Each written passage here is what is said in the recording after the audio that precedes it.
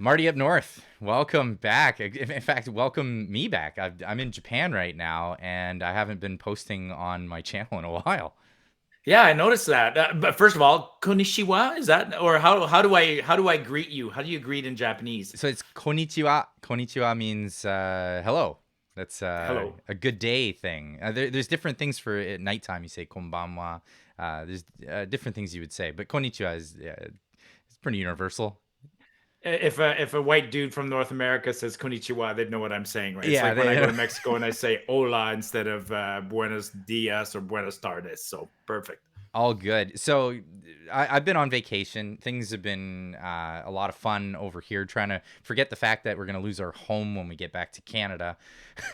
That's a big worry for us. But having fun, visiting with family.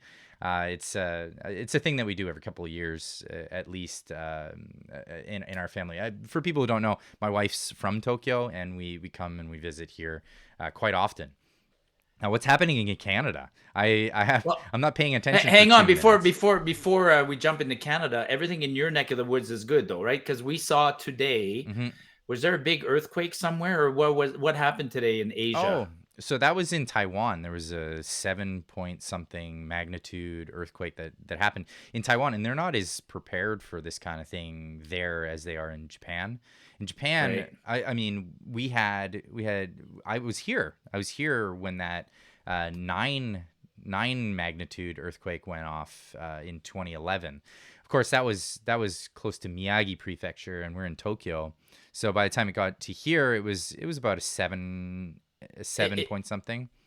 Is that the one that led to the problems at the nuclear reactor, or that was a different event? Same event. So Same event. the nuclear reactor is what a lot of people heard about in the news, and if you go to the IAEA's website, you can read all about what happened at that event. It was nowhere near what the news was blowing it up to be. Yeah. And of course, just like this event that just happened just the other day, of course, all over Twitter, you see we're praying for the people in Okinawa as they're waiting for a tsunami to come, which I think was just a little bit of a wave, and that was about it. Didn't cause any damage. The real damage is in Taiwan, where obviously some of their infrastructure wasn't prepared The, for the this the kind of. buildings were tipped over. I mean, it was That's right. impressive. Like, yeah, yeah. Okay, well, good. So, yeah, good. You guys are unaffected. That's good. Hmm. Um, Another crazy week in Canada. I mean, the list of things this week was April Fools, and everybody, April Fool takes on a totally different meaning in this country. I mean, we're April Fool every day, basically. Um, but April Fool was new carbon tax, which went up by 23%. People say, how can it be 23%? Well, the carbon tax went from $65 a ton to $80 a ton. So that's 23%, folks. Hmm. And then corresponding with the carbon tax, we get poor, and the liberals get, and all the MPs get richer. They gave themselves a raise. It's an automatic annual raise. Prime Minister Justin Trudeau becomes the second highest paid politician on the planet. I don't even know who he's behind. I think technically Trudeau makes more money than Joe Biden. That's Like, crazy. That's it's crazy. completely, Because I, yeah. I was reading that article from, I think it was the National Post, where they said that Canadian politicians are now the second highest paid politicians in the world, and only next to the United States, one of the largest economies in the world, right? So we're Yep, beating yep. out other larger economies than us. We're beating out Germany. We're beating out all these other major players in the world. But yet our politicians are hand over fist making tons of money while they're indebted. They're bringing us further in debt every single day, and worsening our economy. Plus, we have, don't quote me in the exact numbers, but proportionally, we have way more senior MPs than Americans have congressmen or senators, right? I mean, we have 338 MPs in a Mm-hmm. country of whatever 40 million, and I think they have 200 in a country of 300 million. So, yeah, we're definitely top heavy when it comes to that. Um, so we'll talk more about the carbon tax, because the carbon tax, there's protests that were launched across the country because of the carbon tax. I mean, everybody did everything, right? Seven MP or seven premiers wrote letters to the prime minister asking him to delay the carbon tax. He wouldn't listen. He imposed the carbon tax. He's doubling down on it, and then so it launched a lot of protests across the country. I was at a protest here in Calgary twice for 2 days in a row. Well, let's talk about Yeah, that. I let's mean, talk about that because so the news was saying a bunch of stuff, and if you looked at social media, they were saying things like, "Oh, well, there's going to be these protests in Ottawa. It's going to be a convoy 2.0 and all of that stuff." Now, I heard that it was only going to happen at the borders between the provinces, and this is the rumors that I was hearing. Right, I was only hearing so much, but I was hearing other things on social media. What's the actual word on the street? I understand you went to the one close by to you. So that's what it is. It was at all the borders. So between Alberta and BC, for instance, there was one at Golden on the Trans Canada Highway. There was one further south at Crow's Nest Pass and places like that. But in Calgary, for all intents purposes, just west of Calgary becomes almost the de facto border, like right at the national park boundary kind of thing. So there was a protest in.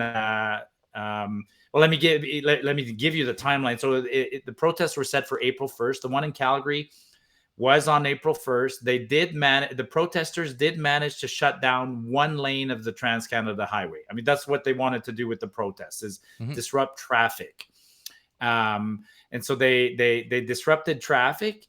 And then I went there yesterday, and yesterday is where it was really interesting because I posted videos on this and encourage your fans to go look at my videos on this one. We won't share videos today because of the lag between, the Technical speed, difficulties, yeah. yeah, I was blown away when I showed up at the protest in Calgary yesterday. There was at least 150 RCMP officers there. Well, I've seen the You know, video of the changing of the guard. I mean, what else could you it, call it? Like it, they had shifts where there's like groups, like dozens of these cops filing it, out, it filing was, in it was, with it was weapons. Yeah, it was scary. I mean, so I parked my car far away, then I Mhm. walked. And the first thing I walk is you see all these white vans and they look suspicious. They're big rental vans. And in each van, you look up close and there's 10 officers in each van. And there's at least 15 vans parked there. So there's 150 officers parked. And then I walked about 500 yards to where the main protest was. And there's like a couple of hundred protesters along the road. And then in the ditch, between the protesters and the highway, was about 30 cops, and all standing in line. And at first, that looks terrible, but then you look up close, and I got videos of all of them. They're wearing, their balaclavas, their shades. They have no name tags. They're trying to look intimidated. I mean, when I was talking about it on video, I said I used the word military accidentally. It was like a Freudian slip because they look like military guys. I mean, they have, Mhm. their semi-automatic weapons, their whatever. It was a brutal, intimidating. It was designed to be a show of force, is what it was. It was a show of force. For what though? For a protest of people that are against the carbon tax? Like Yep. and way out in a rural area as well, not in not this is why. Okay, so for the people that wanted to go to Ottawa, and there was a lot of stuff being said about that. I was even warning against it. I said, hey, if you go to Ottawa, it might be trouble. You're gonna have the usual characters. With a lot of these protests going on these days, you see a lot of the same faces anymore.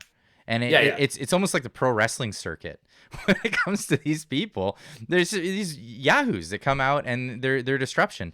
Now, this protest stayed away from that. It stayed away from all of that going downtown, causing a ruckus for people that are happening there. No, this is just on the borders between the provinces. Why such a police presence it's beyond me. I don't understand it. Yeah, well, so actually, let's so they were there yesterday in force. They were there all day yesterday in force, the police. And but then I went back today and they're all gone today. So they were all gone. But yesterday when I came back, I posted videos. So did a whole bunch of all the local small media. Rebel News was there. I was there. What's his name? A bunch of people were there. And I would say videos mine in particular got like nearly 1 million views and a lot of comments. So I suspect that somebody at the RCMP had a second thought today, because they look like goons. I mean, that's Yeah. it's they look like goons. So they weren't there today, not on the road. They were there. Trust me, they were there. You know, they're 2 kilometers away. The vans are all parked. The drones are flying overhead. They were there, but there was sort of it wasn't an agreement, but they realized that the protesters knew better than to cross the road. I mean, the protesters are understanding this. There's a dynamic now.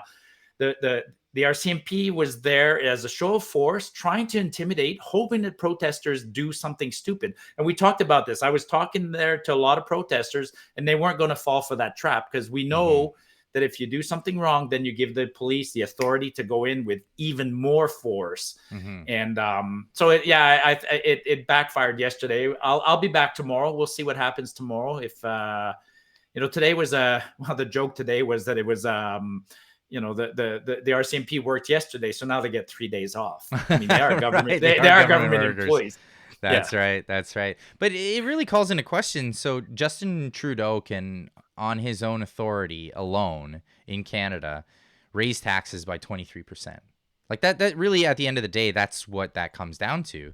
And at what point does that not go to a referendum to the Canadian taxpayers to say, yeah, no, we're not going to do that. You're a representative in this country. You're not the authority. You're a representative of us, the self-governed. Yeah. Well, we talked about this. Actually, we talked about this. I talked about this with a lot of people at the protest. We're confused why Trudeau's making this a hill to die on. Right. Like, because he will die on this hill. It really is a case of that. Like, there's no political out on this one at all. No, and my theory was that he's constantly trying to provoke us. I mean, just push until because if we get provoked, then he can re-invoke the Emergencies Act and then delay the election. That's a theory. Do you think he would do that? No, I don't think he would. Actually, more realistic theory, I said, is he compromised?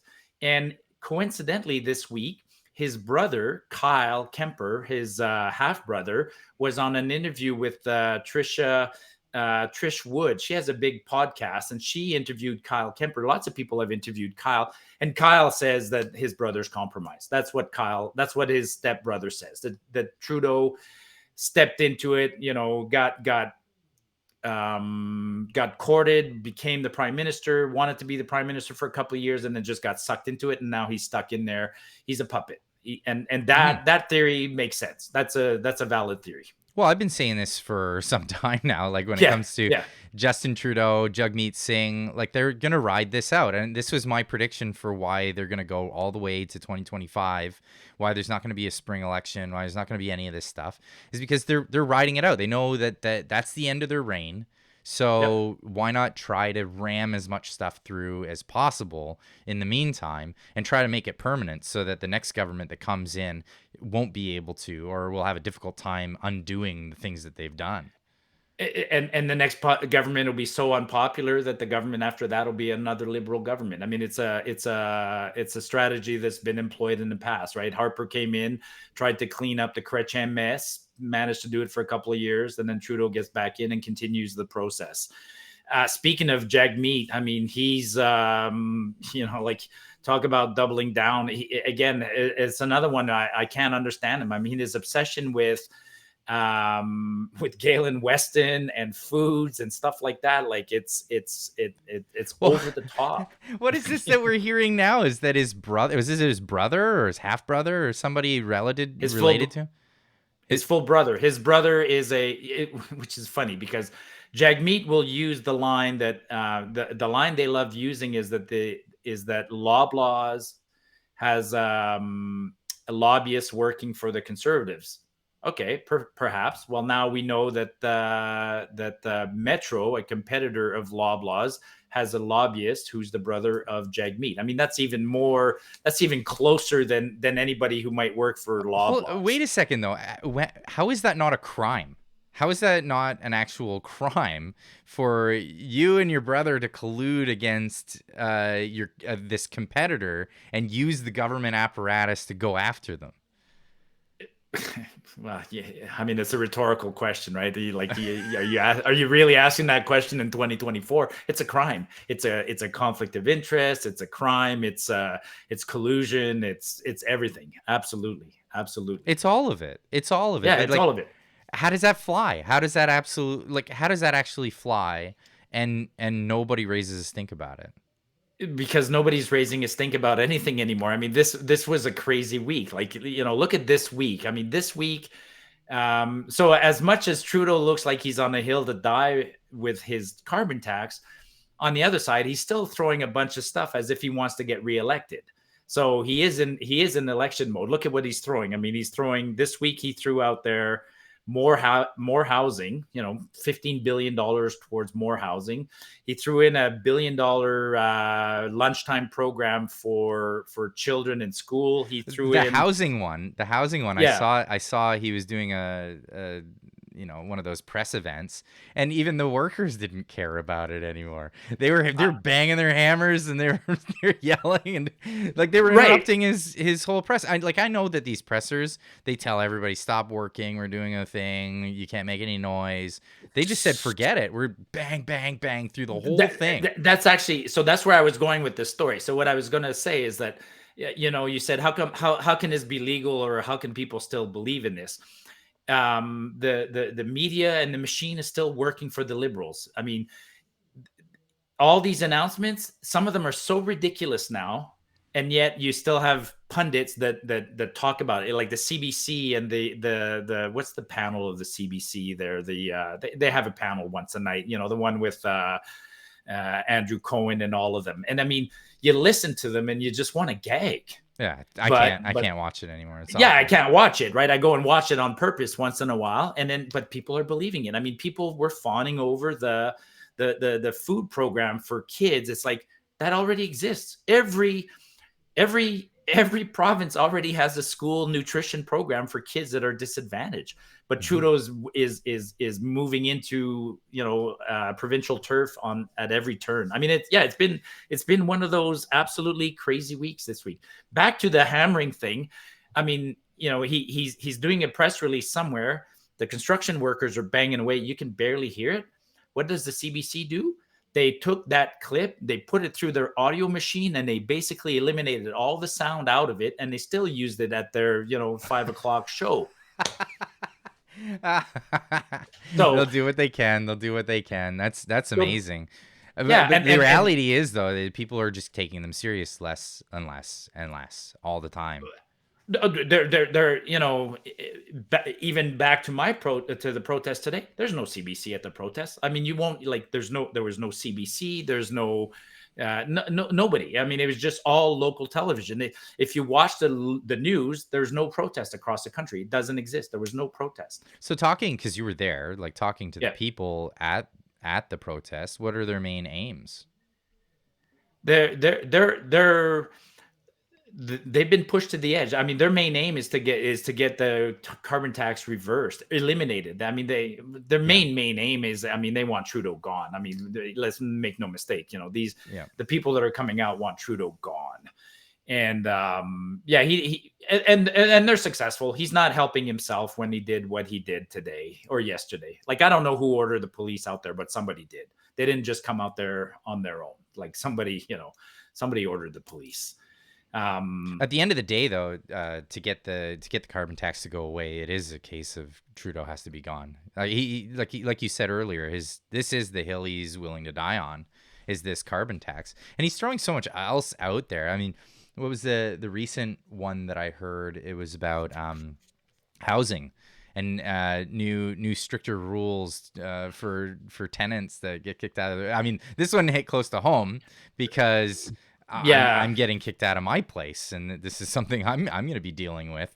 But it's just it's just words. It's just words. But I mean, legally they don't have any ground to stand on for any of this stuff. If a person wants you off their property, they want you off their property. What are you going to do about it?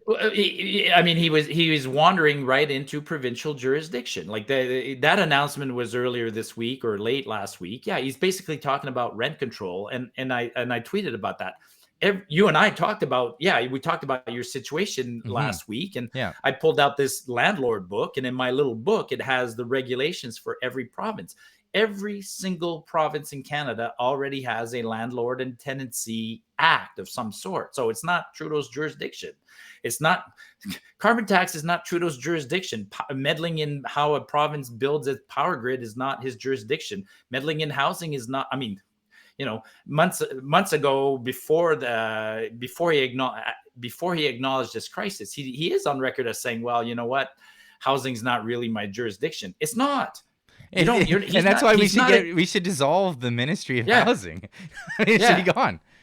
Yeah, his jurisdiction is controlling the immigration, which, we crossed the 41 million people mark, like in record time last month. So he's all what over was the it that he place. was saying in this recent? Because I only caught it briefly, but he was saying something along the lines of immigration is not really the problem, but what the problem is temporary immigration. Is that there's all these temporary immigrants, as if having temporary immigrants is a problem and permanent immigrants is not a problem.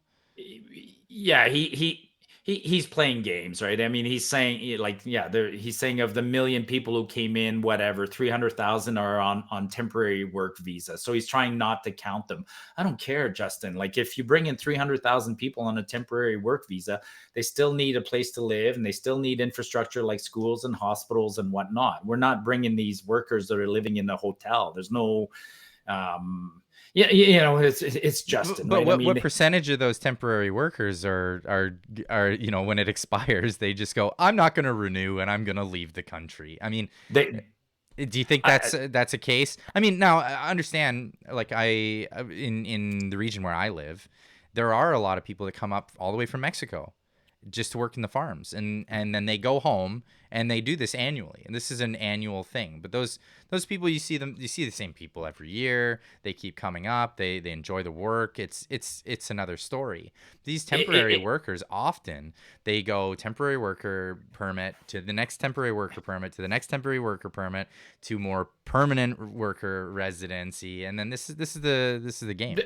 The workers you're talking about are legitimate, right? They're workers who will go work in California and do the peach harvest there. Then they'll come to your part of the world and they'll do the cherry harvest, and then they'll go back. And they're workers that want to work.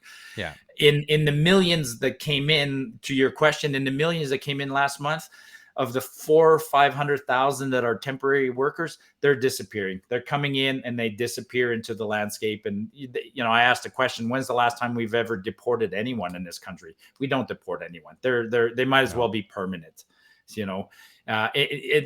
and look at the interview you did with Darshan, right? I mean, students come here, do one semester of school, and then boom, they become a worker, and nobody ever follows up to see if student A is still in school. Student A is working somewhere, and he's unaccounted for. So, and it's really sad and they too, can't because a lot of times they end up selling these visas. Like, this is something that's being held over their heads as well. I mean, it's almost like an indentured servitude, and it's happening within our own borders, and they're just allowing it. They're just allowing it to happen. Yep. And then they're saying, well, they're just temporaries. By the way, it's not even really an issue. Like, no, that's an issue. It's a humanitarian issue, and it's an issue of like, what are we doing? Like, why are we just allowing this many people coming in, especially during a crazy housing crisis and an economic downturn? It doesn't make any sense. I mean, I'm at a loss for word, because you and I our fellow Canadians have stopped perhaps listening. I don't know. I mean, look at the other event that's going on this week.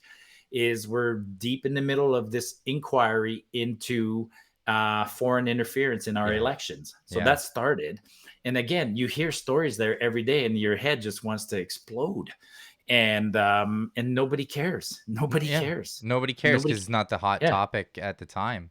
But I was yeah. reading in the National Post that what is it? There's a bunch of Let's not get delegates. discouraged. Hang on. Let's not get discouraged. I mean, people care. Oh, Let's people not. care. Yeah. The reason we keep doing this, you and I, is because we need about 3 to 4% of the population to care. So your viewers care, my viewers care, we still care, and there's still value. I'm not giving up. I mean, I have days where I feel like giving up, but I'm not giving up. Yeah. I'm not giving up. Yeah, yeah, I just yeah, couldn't believe the news to hear that while this inquiry is going on about Chinese interference, yeah, we have a bunch of our representatives over in China at the moment schmoozing the people who interfered with yep. our elections in Canada. Like, how does it's not just tone deaf at this point. It's not just tone deaf. It's just flagrant disregard for the appearance of what's going on, flagrant disregard for the um just the state of like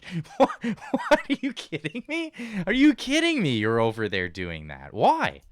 Yeah, yeah, yeah. It's just one small example. Who's there right now? Yeah, no, I had a thought, but I just lost my thought. But I'm with you. I'm with you. I mean, that'd be like during the COVID inquiry, the national inquiry into COVID, and suddenly the government makes an announcement that they bought a bunch of vaccines, or well, Stock in yeah, Pfizer or something like that. Yeah. well, look at what they did last week. They just quietly announced that the supposedly all the ventilators that we bought. Remember that story? Like Hmm. we bought in a panic, we bought $240 million worth of ventilators from a company that doesn't exist. And now apparently we return these non-existent ventilators to somebody. Like, I mean, and you challenge people, you show them stuff, and people just don't want to believe yet. So we have little victories, but people don't want to believe.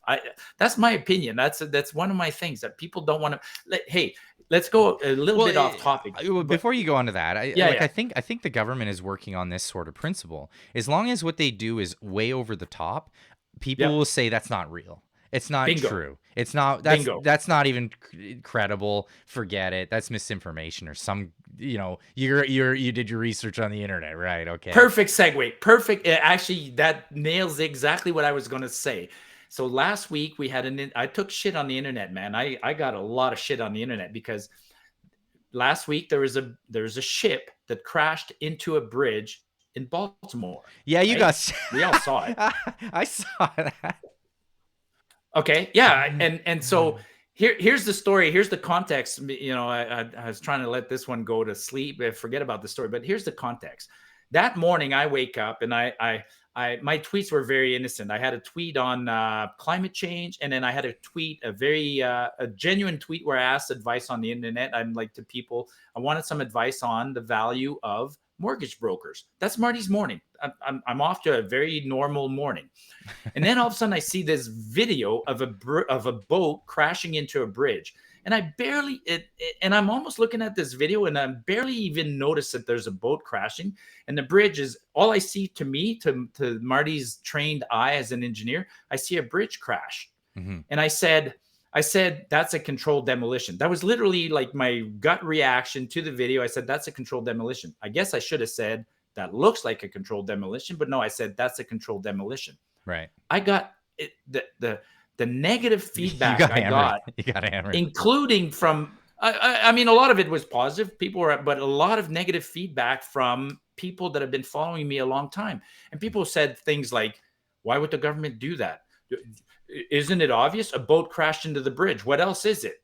I'm like, "Holy shit, folks! Like, don't you remember 9/11 a few years ago? That was just a plane crashing into a tower.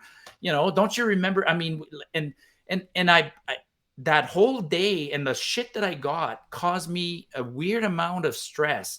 And one of my conclusions at the end of the day is some people just don't even want to wake up anymore, or they're suffering from a real Stockholm syndrome where they're now going like they got to make sense of everything that happened in the last 4 years, 10 years of their lives, to the point where they're actually giving an overt amount of benefit of the doubt to the government. Like Hmm. people absolutely did not want to believe that bridge collapse was anything but an accident. Right. And I see that every day. People are at the point where they're like, oh my God, please let this be an accident. They're trying to get back to a sense of normalcy. And that was my conclusion of that event. I was wrong. Okay. I won't even say I was wrong. I won't even say I was wrong So because let me tell you my first impression on that. When I saw yeah, your tweet, yeah, I was like, wrong. I just that was my first thought. Was just wrong. The way the pillar exploded is yeah. pretty typical of some of concrete under stress. Like when if that boat, the massive amount of Sure. weight behind it hits it, it would pulverize in all kinds of directions. And then it being Right. the main support, it would come down, and those little like fireballs that you showed, you circled. Maybe Yeah.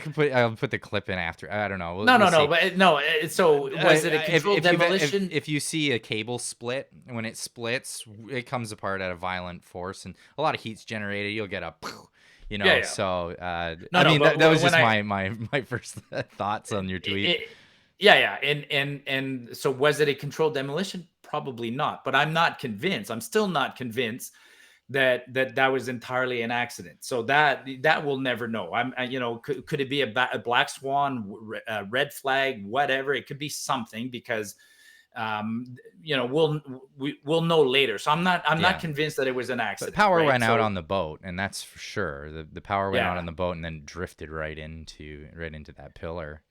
And Yeah, yeah, yeah. I mean, I worked in facilities that not boats, but I worked on landlocked equipment like that. Like, I worked in refineries, man. Like we planned for all of that, right? The design of a refinery or a nuclear plant or things like that has like a whole bunch of backups. And anyways, yeah. yeah, you need to have So contingency plans. But yeah, what we've been noticing across all across Western society is just a collapse of the infrastructure. And I mean, you look at this is a few years back now. The In the Midwest there was that train derailment with the chemicals and all that. If you look at the derelict condition of train tracks in the Midwest, it's no, it's actually surprising that more of these things don't happen. oh, I think about it all the time when I'm traveling on trains and on bridges. Hmm. It's a thought that crosses my mind. I mean, I'm an engineer, and I know the state of some of the equipment. But we're digressing. Hmm. I was simply saying that there's people that are awake. There's people that woke up that want to go back to sleep. There's people that never woke up. I mean, there's so many interesting things. And for me, that event in particular was an interesting one. The reaction of some of the people who genuinely just don't want to believe that, who still believe that the government it would never do anything nefarious or. And I'm like, wow, like what have we just lived through, right? I mean, especially us as Canadians. Like that's a common theme at the protest. When I was walking to the people, and you go talk to those people, the people there, they've been pushed to the edge. They want the carbon tax gone. They want the government gone. But more importantly, they've lost faith in government. They've lost faith in our institutions, our courts, things like that, our police. And that's sad that the country's at that point. Well, and I think there's a point too when people just they don't believe the government, they don't believe the official story enough, and then they'll latch on to any other story at some point. Yeah, yeah. And this lends to people believing all kinds of ridiculous stuff like an elaborate conspiracy to spray us all with chemicals using airliners. I mean, I don't Well, buy those theories, but there's a lot of people that believe that stuff. And I I think mean, that it's when our infrastructure, when I say infrastructure, I mean like when the media tends to lie to you, when the government is lying to you, and people turn to alternative news. There are a lot of other people that are just making fantastical stuff that people will buy into. well, linked to this line of thought, two things come to mind. I told you last week I was listening to a radio show, and a month ago in Alberta, we're all talking about drought, drought, drought, drought, drought. And then March is over, and March of this year is the second snowiest month on record in Alberta. And in March this year, we got 66 centimeters of snow. Um, the record is 72. So we're like within centimeters of the record. And I'm listening to a guy on the radio and he's like, that's a lot of snow. It's, it's a little bit more than the average. I was screaming at the radio. The average for March is 22 centimeter. We got 66. We got 3 times the average. A little bit And this more. guy, couldn't say we broke a new record or we got 3 times. He was like that radio host was like, well, it's a little bit more, because what happened last month completely busted his narrative. And he was, that's one example. The other example, the story that was hilarious, maybe you saw it, was Mayor Gondek, right? So the mayor of Calgary is being recalled. The mayor went out during the hockey game the other day. She went on the ice to do the puck drop and she got booed. Booed. And it was incredible the number of people who came to her defense. And suddenly it was unacceptable for Canadians to be booing a politician. I'm like, are you crazy? Why? And then they were saying, well, it's hate. And I don't know how many people I told I this don't know this if week. that's I'm hate. like, That's just disapproval, right? It's disapproval. I said clapping, like if I can't voice it, I clap as my way of, if you do a good performance, I clap. And if you do a bad performance, what's the opposite of clapping? Booing. We boo. Booing. So she got booed and people were defending her. Other journalists, other mayors, other politicians. I mean, politicians from as far away as Ottawa were coming to Mayor Gondek's defense, criticizing Albertans and Calgarians in particular for booing Mayor Gondek. Well, they're doing just as bad a job over in Ottawa. Yeah, and I don't then see it's the our problem. fault, right? I don't see the problem with booing someone who does a bad job. In fact, I mean, this is incentive to do a better job, is it not? Like you would want to. This is the whole idea of getting away from meritocracy and going towards like everybody deserves a prize. Like, no, Mayor Gondek is doing a terrible job. She doesn't deserve a prize. She deserves what's coming to her. And if that's booing, I mean that's a pretty soft landing, if you ask me. Sure, but and again with Mayor Gondek, and I heard the same thing about Trudeau. They're like, well, that's democracy. You voted for her, so now you have to live with her for the next 3 years. And it's an argument that I hate hearing. Now, good news is here in Alberta, Danielle Smith now is considering. She put it out there. She might loosen up the recall rules, which would be good. So. So how close is it to a recall? I heard it was like 50,000 signatures. What do you need? Oh, you need 400,000. You need 40% of the population of Calgary, which include 40% of the population, not 40% of the voters, 40% of the population, which would be 400,000 votes. She only got 166. So she's the petition got a third of the votes. I look forward to the petition being delivered and her blowing it off, right? I mean, that for somehow or other, she has to stand up and say, this is irrelevant. Only one, with 55,000 people. Care. Yeah. We'll see. Yeah. Oh, that's brutal. That's absolutely brutal. Yeah. What else is happening in Canada this week? We had a horrible story in Edmonton today. Very horrible story. Some 11-year-old kid from British Columbia visiting family in Edmonton was killed by 2 dogs. Oh, how did that happen?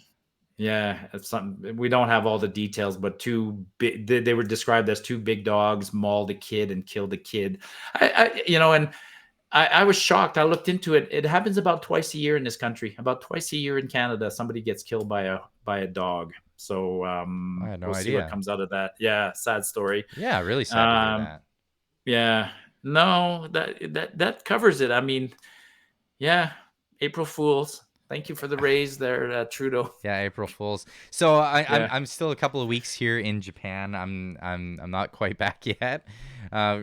Be back on the 15th. That's when I return, and then things go back to normal for a little bit anyway. Yeah. Well, I'll be posting more regularly on the channel again, and we'll be doing the regular schedule. But then things are going to change. Change for me here in British Columbia anyway. We're going to be losing our place, and then probably won't be able to afford to live in the town that we live in. And that might make some permanent big changes moving forward. And we're looking at where we could even quite possibly afford to live, and kind of looking in the same direction as your son, as it is. Well, you as a dual it citizen of of the United States of America, it makes way more sense for me to cross over the border, make what 20% more money, and keep about it 15 to twenty like percent more of it. find the equivalent of our realestate.ca or realtor.com, right? Go look at the prices of, I did it the other day. I looked at prices of properties in Phoenix, Arizona, and beautiful places like that. Like, you Hmm. know, I could be in a mansion for a fifth of the cost of my house here. Maybe a third if you factor in the exchange rate, but the size of the U.S. and the economies of scale and everything else, like the U.S. are an affordable place, just an affordable place. Like, yeah, very affordable. That's I what mean, we're we're looking taxed. at, and I Yeah, mean, it's yeah, the tax rates as well on top of it, just like affordability, lower prices, and even though if we end up there, it's not like I'm going to be stopping to talk about Canada and Canadian news. I'm very much invested in this. I want to yeah, see Canada turn around, but it's one of the directions I think I'll be going is making Americans more aware of what's happening in Canada, going out on the street and inquiring with what people understand about what's happening north of them. That there's it seems like a communist coup to take over a country that there's one of their largest trading partners. yeah. It's a popular genre on on the internet right now. There are a lot of people making critical videos of Canada, immigrants who came here who are now going back. Like, how bad is it, right? Like, when an immigrant from apparently we should have been the envy of the world, and then people come here and go, you know what, it ain't that good, let's go back. And where are they going back to? Like, if you come to Canada and you'd rather go back to South Africa, or Well, that's pretty Zimbabwe now, bad. That's pretty yeah, I'm bad. starting to wonder. Well, I know a um lot of Indians. They were better off in India, and they got duped into coming to Canada, and they end up going back because they could have just a way nicer lifestyle in India. totally, yeah, Like India's not that bad a place in a lot of regions, but people are coming over on this dream that live in the West, and yeah. that's what'll make your life better, but not for everybody. Yeah, I lost. Yeah, at the end of the day, I lost another bet, right? How many bets have I lost? I lost the one in October. I thought there might be an election called or defeated now. My very absolute last hope, very last hope is the budget. So the Freeland will release her new budget on April 16th, which is what, 2 weeks from now. You'll be back for that one. Yeah, And already look at what she's promised, right? It's going to be a deficit. Last year they promised that this year's deficit would be a mere 29 billion. Remember when they promised like three little deficits of 5 billion and back to balanced budgets by 2019? They're throwing out 50 billion dollar deficits. I'm predicting this will be at least a 675 billion dollar budget with about a 50 billion dollar deficit. And will they be defeated? Absolutely not. Jagmeet Singh is full he's steam ahead. shameless. Full steam Yeah, ahead. is full steam ahead, completely shameless. I could go on his property in front of his house, put a picture of his brother lobbying for Metro. Doesn't matter. He's full steam ahead, and so that's my last hope for a defeat. But I don't think there will be a defeat. And after that, nothing will happen during the summer, and then next year will come around, and yeah, I think we're into 2 more years of the Liberals as is. And by the time they get defeated, the carbon tax will be $15 a ton times two more times will be at $115 a ton for an invisible gas that I can't even see. Yeah, and I mean, how much more how much more destruction to the Canadian economy can the Canadians uh, handle? I mean, we're talking about immigrants. We're talking about people like myself with the dual citizenship, possibly leaving the country. What about Canadians? Yep. Canadians don't have anywhere else to go. Like that's it. Canada is Canada. Canada's home Eh, to so many people, and it's their government is. I mean, people throw the word treason around a lot, but it really is. It's it's a betrayal to the actual people of Canada. What this government's doing. And the only way we can explain it is some of them are compromised. I mean, something is being they're being held hostage. What else explains that this betrayal? It is a. I mean, that was the other question I asked today, or this week. I said, do you think Trudeau will stay in Canada once he's defeated? And No. everybody says overwhelmingly, no, he's not going to. So he doesn't care. He's working for somebody else. He's not working for us. And why I mean, a lot of Canadians are waking up. There's definitely some people though that are still not waking up. And I don't know, they benefit. I don't know how they benefit. I mean, I don't know what made me think of this, but you sort of mentioned inflation or whatever. I've been taking pictures now. I'm not happy with the government telling me what inflation is. I've created my own basket of goods. So I'm taking pictures of like the rental rates in my town, the pound of butter, the cost of gasoline. I'm taking pictures of all of those once a month on the given date, and I'm starting to calculate my own. Marty's going to have his own inflation graph You because have your there's own no way. CPI. I like it. Yeah, because there's no way inflation is 2.8%. There's no way. No No, way. no, it's No not even. way. Did you see Yeah. the one that was floating around online? It was this woman. She goes to a grocer, and they had a plate of vegetables, and it was $45, and it was like a little thing of like cherry tomatoes and celery Yeah. cut Yeah. up and baby carrots for Yeah. 45 bucks. Yeah. We had the Easter dinner this weekend. My whole family came over, and one day we're just missing a couple of things. So my daughter jumped in the car and ran over to the co-op, which is the most expensive store. We never go there, but it's the closest one. And Hmm. she came back and she was like, she had 5 items in her bag. 5 items. We need a little bit of cheese and a little bit of that. $51 for 5 items. That's insane. It was completely insane. And yeah, it's there's no way inflation is 2.8% of what number. I mean, and some of the numbers people are posting, your stories like you just said. I mean, I had to see it for myself. I went to Costco and they had this big tub of like chicken wings, and it was literally like $80. I'm like, $80, $80 for about like 40 chicken wings. So it's like $2 a chicken wing. Like, That's wow, crazy. it's totally crazy. Yeah, there was a lady on the news today. They were interviewing a lady at the food bank in Calgary, and the lady was in tears. And she wasn't a customer or a client of the food bank. She was an organizer. She was the manager of the food bank, and the manager of the food bank was in tears because that's how many people are using the food banks. But Trudeau is like, don't worry about it, folks. Your carbon tax is going up, and you're getting more than you're paying. I'm like, God, like, No, no, no, you're not. no, yeah, no way. Well, Ugh. Well, that's hey, that's one more week in Canada. yeah, one more week in Canada. Maybe next week you can tell us a little bit more about how things are in Japan and compare things. Maybe we can do a comparison or something like I'd that. I love to. mean, I'd love to yeah, because like how they deal with the roads and all these other things are just so much more yeah, efficient here. It's amazing. yeah. Soak it in while you're there this week, and let's try and make that the focus next week. Let's keep it upbeat and let's brag up Japan and tell us how Japan is great. Get It everybody is. leaving Canada and going to Japan. That might be a thing. Who knows? All right, Marty, where can Yeah. people find you? At the protest. No. Yeah. I'll be there tomorrow. I'm going to go there tomorrow. The guys are stubborn. They're well entrenched. They got their trailers. No, you can find me Marty Up North on Twitter and Marty Up North on Facebook. Find me on Twitter. Get me bumped up just a little bit. I'm at 79,700 people. Let's get me to 80,000 by the end of today. All right, you heard it. You heard it, Yeah. everybody. Get over there and give a follow. Relax while you're in Japan, man. You're on vacation. Like, don't. This is cool. We'll do this, but enjoy Japan. I'm sure it's gorgeous. I'm sure it's fun. I'm jealous. I'd love to go there, but enjoy it. Don't think too much about us, man. Just Yeah. enjoy Well, I'll be doing Japan. the live stream. Be doing the live stream, typical live stream on Friday night. So come join. Last week I did a walk around the Shibuya area. I'm not sure what I'll Yeah. do this week, but I'll figure something out and we'll be doing a live stream. So join in for that.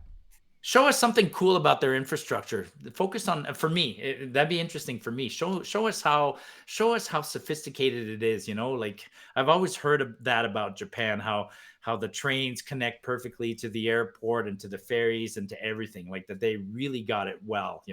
Really, really, really well thought out. Okay. Well, I'll put some of that stuff Yeah. together then. Cool, man. All right. Hey, last question. What time is it there? Like it's 7 o'clock my time. Are you in the morning or at night? It Or is it is. tomorrow? It's 11:30 in the morning tomorrow. So you're right now. It's Wednesday. It's Thursday over there. It's Thursday. Cool. Yeah. And you guys will all be watching this Thursday morning anyway. Yeah, and it'll be Friday for you by that time. See you next week.